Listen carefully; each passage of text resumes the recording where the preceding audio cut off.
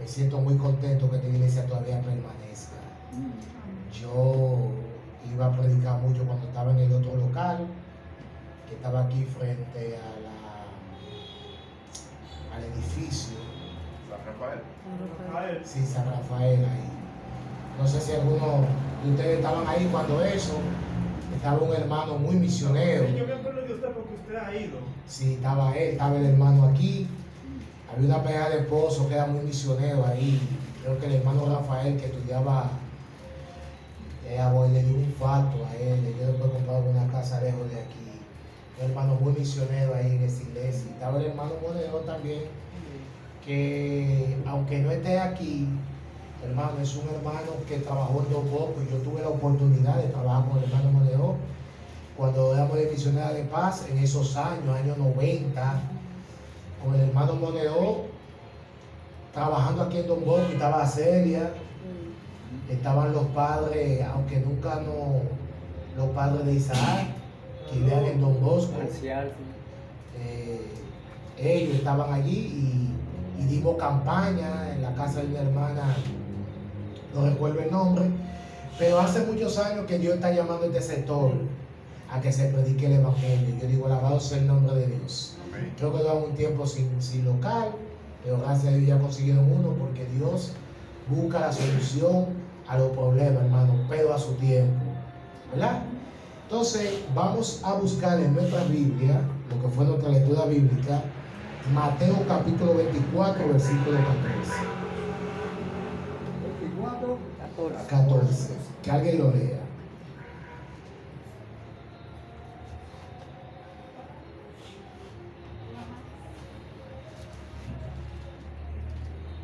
Mateo, si alguien lo tiene, lo puede leer. Será predicado este evangelio del reino en todo el mundo para testimonio de todas las naciones, y entonces vendrá el fin. Si podrían ponerlo aquí, ¿se puede visualizar? No. Ok. Jesús dijo, y se ha predicado este evangelio. Pero ¿cuál evangelio? Sería una buena pregunta en esta mañana, porque nosotros en la iglesia venimos a aprender. Dice hace el Señor que debemos de sermonear menos y enseñar más a la iglesia. De hecho dice que cuando Cristo mandó a sus discípulos, le mandó a que enseñar todo lo que yo he predicado. Se nos olvide esa faceta que nosotros tenemos que enseñar. La iglesia es ¿para qué? Para enseñar. Entonces, ¿cuál evangelio es que Cristo está hablando? Aquí, hermana. El evangelio de Cristo, la venida de Cristo, la segunda venida de Cristo, que es como estamos esperando. Ok. Cuando Cristo dijo esta palabra, dígame, hermano. ¿Por qué el evangelio se cita a evangelio distintos? Dice evangelio según San Lucas, evangelio según San Marcos, evangelio según San Mateo. ¿Por qué hay esa distinción? Bueno, lo primero es que hay que entender que cuando hay cosas que se pusieron en la Biblia, que Dios no, sino que fueron, para que me entiendan, sino de la óptica humana. Ese según es según la óptica humana. Ahora bien, tiene razón, porque según lo que Marco entendió. ¿Entiende? Según lo que Mateo entendió. Exacto. Yo le voy a poner un ejemplo para contestar su pregunta. Marco dice que el demonio gadareno era uno, pero Mateo dice que eran dos. Según Marco entendió que ese uno era importante para lo que él quería enseñar, y Mateo dice que fueron dos. ¿Tiene problema eso con entender la Biblia? No, porque cada cual mira la cosa desde su óptica de entendimiento y cómo Dios le reveló. Le voy a poner otro ejemplo, son muchos. Le voy a poner otro. De la historia del joven rico, hay otro evangelista que también lo dice, pero el único que dice que Cristo amó al joven rico es Marcos. Los otros evangelistas no lo dicen. Entonces, según lo que usted vaya entendiendo, cada cual tiene un testimonio individual de cómo entender. Usted vino a Cristo por dolor, yo vine por amor. Según yo veo. Ahora bien, volvamos otra vez al tema. Evangelio. Y se ha predicado este evangelio del reino, dice Cristo. Fíjense que no es casualidad. Busquen los pequeños detalles de la Biblia.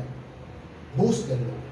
Por ejemplo, cuando Juan el Bautista empezó con su ministerio, ¿cómo empezó su ministerio?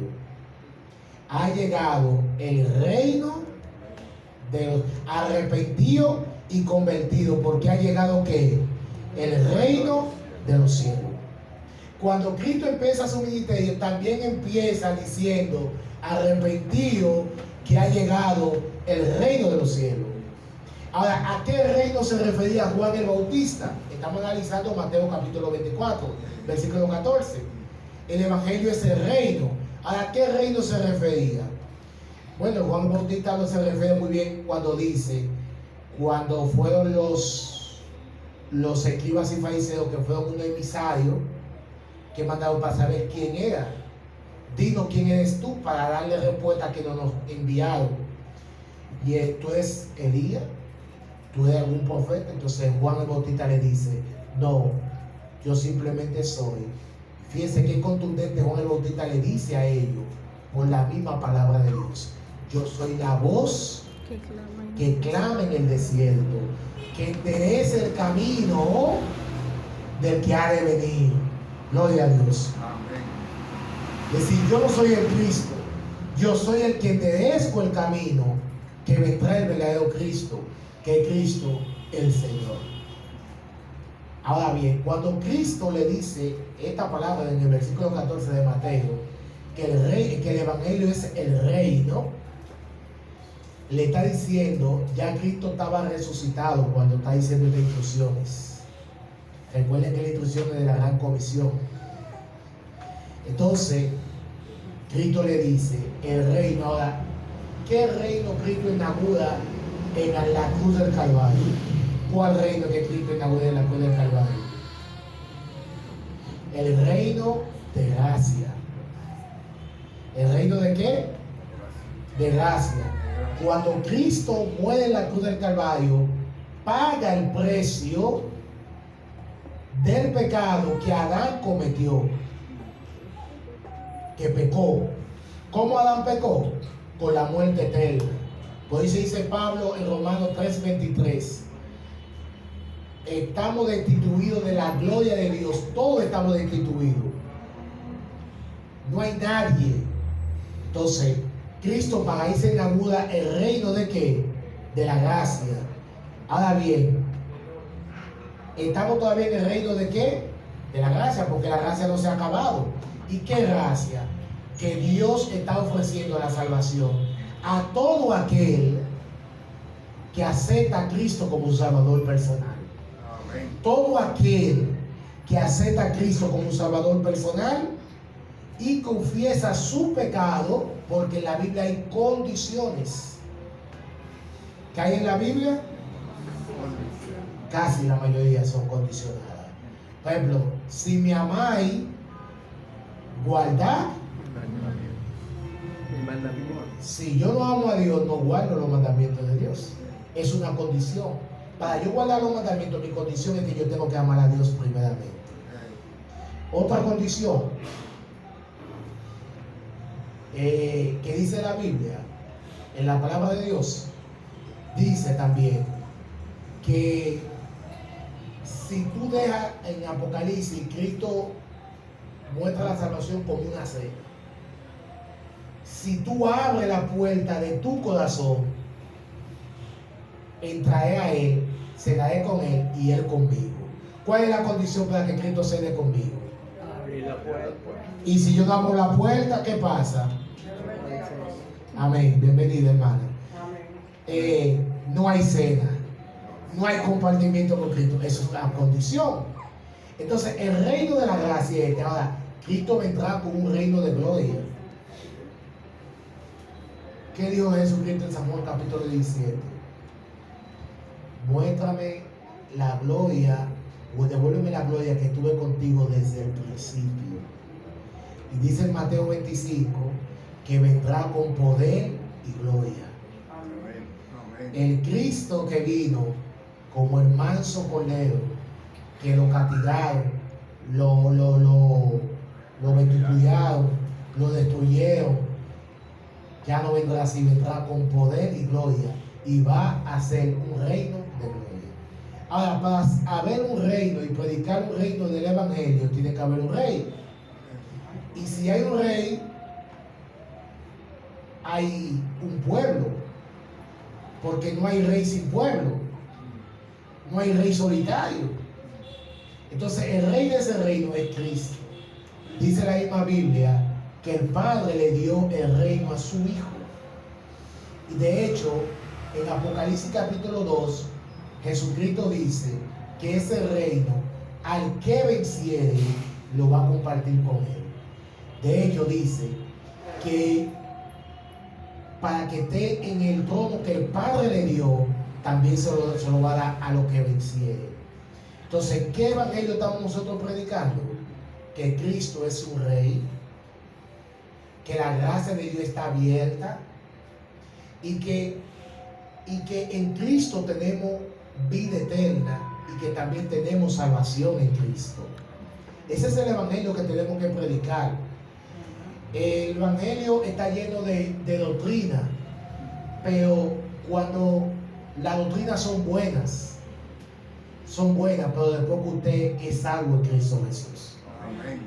Cuando el ladrón estuvo en la cruz del Calvario, allí el ladrón que reconoció a Cristo como su Salvador, dice, Cristo no empezó a decirle una lista de doctrinas. Mira, para tú ser salvo tienes que guardar esto, tienes que guardar lo otro. Sino que le habló de que del amor de Dios. Que Dios le perdona sus pecados y que estará con él en el paraíso. Ahora bien, usted puede estar seguro que si el ladrón se le hubiese dado una oportunidad de seguir viviendo, hubiese guardado las 28 doctrinas, hubiese guardado el sábado. Pero lo que quiero enfatizar, hermano, es que nosotros tenemos que atraer a la gente a Cristo Jesús. Es a Cristo. ¿Por qué? Porque una de las cosas que le hizo daño a la iglesia de los escribas y fariseos era que tenían una religión sin Dios. Y lo peor que le puede pasar a un religioso es tener una religión sin Dios. ¿Por qué?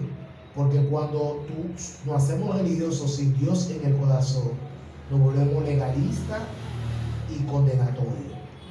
Es una religión, una religión vacía. Vacía. Completamente. Vacía y dañina. Y dañina. Y le voy a explicar con la Biblia. Exacto. Los escribas y fariseos, ¿qué eran? ¿Qué eran los escribas y fariseos y los sacerdotes? Los dirigentes religiosos del pueblo. Eran los encargados de enseñar al pueblo la palabra de Dios. Los fariseos. Claro. Pero eran dañinos. Pero, ¿qué pasó con ellos? La religión de ellos se enfocó más en las leyes y en los ritos que en el Dios verdadero. Exactamente. Y usted se da cuenta por qué dañino, porque ellos dicen que es dañino. Ellos eran los dirigentes que andaban con la Biblia para arriba y para abajo y querían matar a Jesús. Exacto. Y la ley que ellos velaban decía no matarás. Y que ella dice Juan y dicen los evangelios y Mateo que procuraban buscar forma de cómo matarle. Pero como una persona que lee la Biblia todos los días está pensando en matar a su prójimo. Es para que ustedes vean, hermano, cómo el enemigo ciega la mente con la misma religión. Porque no tenemos, y Jesucristo lo dijo, ¿en qué consisten los mandamientos? En amar a Dios con todo tu corazón El primer cosa es amar a Dios de todo corazón. ¿Y cómo yo amo a Dios de todo corazón? Rindiendo mi vida todos los días a los pies de nuestro Señor Jesús. Exactamente. Así de sencillo. Dejar que Dios sea Dios en mi vida. Y le voy a poner un ejemplo. Para que usted vea la diferencia entre ser cristiano con un encuentro especial con Dios y ser cristiano sin Dios. Por ejemplo, ¿usted puede guardar el sábado sin tener a Dios en su corazón? Sí. Sí, usted puede guardarlo. ¿Sí? ¿Usted puede guardarlo? Y le voy a decir algo, los judíos no creen que Cristo vino la primera vez y ellos guardan el sábado. Los judíos ortodoxos,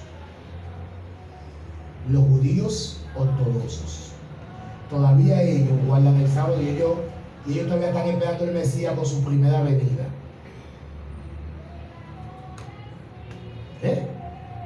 Usted puede, usted tiene su pareja, su esposo, usted no puede adulterar sin tener a Cristo. Sí, hay mucha gente en el mundo que nunca le han sido infiel a su pareja. Muchos, por más de 30, 40 años y son fieles, no han adulterado. ¿Puede una persona sin tener a Dios en el corazón no robar? Sí, hay gente que no creen en Dios, que no son cristianos y son muy honestos en su trabajo. Nunca han robado, de hecho lo hacen por orgullo. Dicen, en mi familia nunca he visto un ladrón. Y no tienen a Cristo en el corazón. Puede ser una persona que haga mucho bien y llame al prójimo sin tener a Dios. Sí. De hecho, hay gente que ayuda más al prójimo que mucha gente que está dentro de la misma iglesia. Ahora bien, ¿cuál es la diferencia? Ya le puse esa vertiente, ¿verdad? Ahora le voy a poner la otra. Cuando yo voy a Cristo como un pecador y confieso mi pecado y me aparto, esa es una de las condiciones, hermano, a veces que no entendemos, que decimos, pero yo siempre ando en un pecado y vivo cayendo y oro y le pido a Dios. Es que no ha completado la fase. Hay una fase que hay que completar. Proverbio capítulo 28 versículo 13 dice que el que confiese su pecado y se aparta. El problema es que muchas veces nosotros confesamos, pero no nos apartamos. No lo apartamos. Mantenemos esa. Y la condición de las dos fases es que yo confiese y yo me aparte. Entonces seré prosperado cuando yo confieso y yo me aparto. Y por eso mucha gente se traumatiza en la iglesia y hasta se va al mundo. Dice, es que yo antes no tenía esa conciencia de que lo que estaba haciendo estaba mal y el Espíritu es que tiene que apartarte. Ahora dice que no es con nuestra propia fuerza que podemos apartarnos, sino con la fuerza de Dios. Porque nuestra sangre y nuestra carne le encanta el pecado. Necesitamos un poder superior, el poder del Espíritu de Dios, para nosotros apartarnos. Confieso y me aparto. Ahora Dios me perdona y me siento agradecido con Dios. Digo, Señor, ya tú me perdonaste, me limpiaste, me restauraste. Ahora yo estoy limpio delante de ti. Ahora, como mi Rey me limpió y me perdonó, ahora yo le debo lealtad y fidelidad a ese Dios.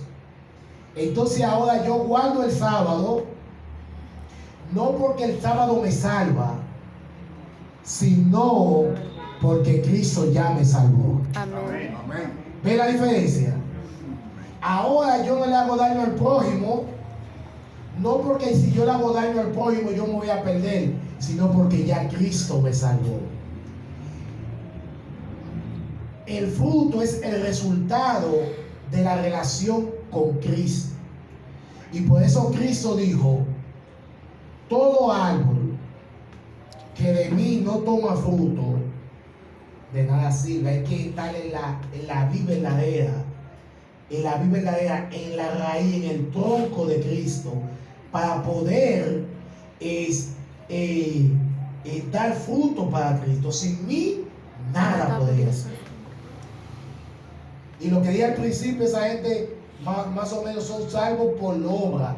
No van a ser salvos porque nadie es salvo por obra. Somos salvos por la gracia de Cristo.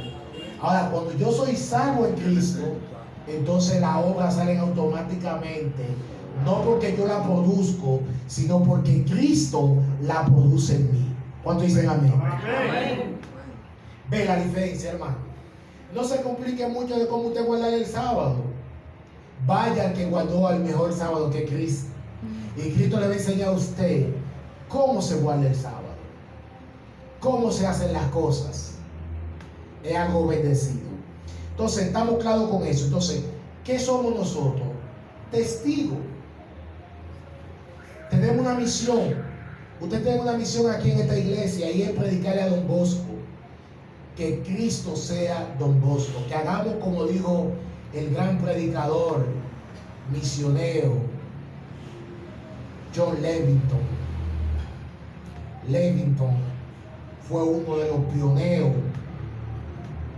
que empezó a predicar el evangelio en África, y predicó el evangelio con tanto poder y con un buen testimonio, que cuando a Levington, él era inglés, le tocó morir,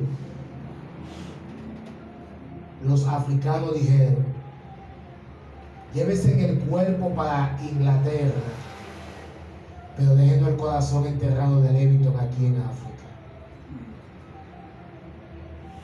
Se enfermó de fiebre malaria, moquito, y él entendía, y él dijo una de tantas frases que él dijo, una que impactó bien mi corazón fue: Señor, así como tú le dijiste a los discípulos, dame Jerusalén, dame Samaria, él dijo, dame a África para yo predicar. Y se enfermó de malaria, se enfermó de muchísimas cosas, y aún así él seguía predicando el evangelio en África. Cada miembro de esta iglesia debe de decir: dame a Don Bosco para ganarlo para Cristo. ¿Cuántos dicen amén? Amén. Esa es la misión de esta iglesia. Esta iglesia no es que esté cómoda, que esté con un buen abanico, que esté con un buen aire, ni nada. Esta es misión que hay muchas personas allá afuera que están esperando que tú y yo le digamos: Cristo te ama. Hay personas que tienen depresión, hay personas que tienen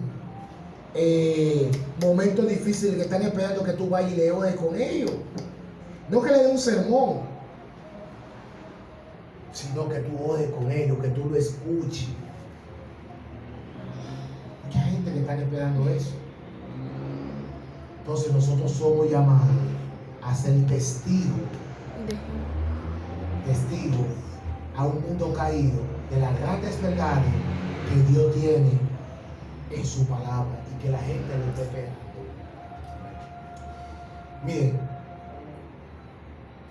todo el que tuvo un encuentro con Cristo, su vida no fue igual. Amén. Andrés y Juan eran discípulos de Juan el Bautista, ¿verdad? Y el día que Juan le dijo a Cristo: este es el Cordero de Dios que quita el pecado del mundo, ese día Andrés y Juan siguieron al maestro. Y lo primero que dijeron era, Jesús le dijo: ¿qué buscáis? Y dijo: ¿dónde vive? Y ese día pasaron un día completo con Cristo. Hay un detalle importante aquí. Y es bueno que nosotros sepamos como discípulos de Cristo. Esa palabra que Cristo dice, me buscáis, tiene dos vertientes. Hay unos que buscan a Cristo para adorarle, y otros buscan a Cristo para matarle. Cuando Cristo estaba después de Getsemaní con sus discípulos, ¿quiénes estaban buscando a Cristo para apresarlo? Vamos, que ustedes saben mucho de Biblia. Estoy haciendo énfasis en lo que es decir buscar. Lo estaban buscando para adorarle. Buscaron para qué? Para Para matarlo. matarlo. Entonces no todo el que busca al Señor lo busca para bien. Estaban buscando para qué? Para matarle. Ahora, ¿cuál fue la diferencia entre Andrés y Juan? No solamente buscaron a Cristo, sino que permanecieron en Cristo. Porque dicen que pasaron un día con Cristo. Cuando busquemos a Dios, tenemos que buscarlo como de día y de noche. Y permanecer en Él. El éxito de la vida cristiana está en permanecer en Cristo. Todo el tiempo al lado de él. Al lado de Él, hasta durmiendo, hasta en sueño. Exactamente. Que usted ahí pegado con Cristo, aprendiendo con Cristo a través de su palabra. Y usted verá el éxito que usted va a tener como misionero. Como dice la palabra, aferrado a Cristo. Amén. Miren, si usted ha tenido un encuentro con Cristo y usted todavía no está testificando como Dios manda, revise ese encuentro con Cristo. Porque todo el que se encontró con la mujer samaritana fue y le dijo, se olvidó de lo que la gente pensaba de ella, porque tenía una reputación difícil, complicada. Y ella se olvidó de lo que la gente pensaba de ella y fue y dijo, mira, yo he encontrado un hombre que me ha dicho todo lo que yo he hecho en mi vida, es el Mesías, vayan. No esperó mañana. Inmediatamente la mujer samaritana fue y proclamó que Cristo es el Mesías. Debe decirle algo, fue de las pocas personas que Cristo abiertamente le dijo que él era el Mesías. Digo, con el que usted está esperando, con ese mismo tú estás hablando. Se lo declaró a la mujer samaritana. Déjame decir una cosa, pues, perdón. Yo tengo por los muchos testimonios del Señor, de lo que Él ha hecho por mí. Amén. Y por eso yo dije, yo estoy con el Señor hasta el fin de mi vida. Eso yo no lo suelto. Amén, gloria a Dios. Esa es la actitud. Hermano, ya finalizando, este evangelio será predicado por testimonio. Si es bueno reflexionar empezando por mí. ¿Cómo está mi testimonio? Primeramente, Andrés le predicó a su hermano Pedro, Juan a su hermano Santiago. Empezó por su familia. Empezó por su familia. El mayor testimonio que nosotros debemos de dar es con nuestra familia, con nuestros hijos y nuestras esposas. Yo voy a concluir con 2 testimonios con respecto al testimonio y predicar el evangelio con nuestras vidas. Hace muchos años en una iglesia tuve la oportunidad de ver una de las experiencias más amargas que he visto en mi vida, de verdad. Y ustedes van a entender por qué estoy diciendo eso a través del desarrollo de lo que les voy a contar. Había un anciano en una iglesia que estaba predicando un sermón, por cierto, muy bueno y muy interesante. Y la esposa se levantó en la misma iglesia y le dijo, tan bonito que predica y también que dice la palabra, ¿cuán hubiese sido diferente en nuestra vida si así como tú predicas tú fuese en la casa? Ese hermano se le cayó la cara de la vergüenza y no pudo seguir predicando. Pero la mujer lo dio desesperada. Exacto. De tanta angustia. Hermano, el mayor testimonio, si usted es un esposo o una esposa, ambas partes, no maltrate a su familia, porque dice Pedro que usted es peor que un impío. Usted no puede ser un diablo en la casa y un santo en la iglesia. Exactamente. No hay una coherencia, no hay una consistencia. Ese testimonio. Una vez, no hace mucho, di una campaña en una iglesia donde un hermano iba toda la noche embriagado. Y ese hermano, un día Dios lo tocó y dijo, ese día ya yo no tomo más. Y se bautizó. Andaba con su corbata y su Biblia predicando. Y me dijo, Eddie, hermano Eddie, ¿qué yo hago porque yo no sé mucho de la Biblia, yo no sé muchas cosas. Y yo, pero ¿y qué mejor ejemplo que tu testimonio? ¿Cómo la gente te ve en el barrio? Tirado en los contenes, en las calles, pidiendo para beber. Y ahora, ¿cómo la gente te ve? Con una corbata y una Biblia predicando. Predica lo que Dios ha hecho contigo. Ese es el testimonio. Exactamente. Predicar lo que Dios ha hecho, de donde Dios te sacó. Que el milagro que Dios hizo. Hermano, y el hermano lo hizo así. ¿Saben qué? El hermano es uno en esta iglesia de lo que más alma trae a los pies de Cristo. Porque la gente decía, pero si Dios pudo hacer un milagro en la vida de ese hombre, que andaba en la calle pidiendo y bebiendo, ¿cómo no lo puede hacer conmigo?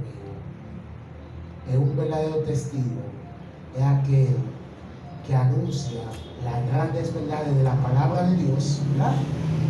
Y lo que Dios ha hecho por ti. Yo quiero hacer una oración ahora por esta iglesia. Que esta iglesia sea un testimonio vivo en este sector. Recuerden que las palabras son importantes, pero el testimonio es aún mayor. ¿Bien? Amén. ¿Cuántos quieren aceptar el llamado hoy de ser testigo fiel al Señor en este sector? Vamos a poner sobre nuestros pies y vamos a orar. Oremos. Padre querido, que habitas entre seres santos, te damos la honra y la gloria por los siglos de los siglos. Padre, ayúdanos a ser testigos en este sector. Que nos comprometamos primeramente contigo, Padre amado, y luego con tu iglesia. Que esta iglesia, Huella de Jesús, sea un testimonio viviente de la gracia divina y del poder de tu Santo Espíritu. Que la gente pueda venir aquí y decir, aquí se siente paz, se siente perdón, pero sobre todo se siente la presencia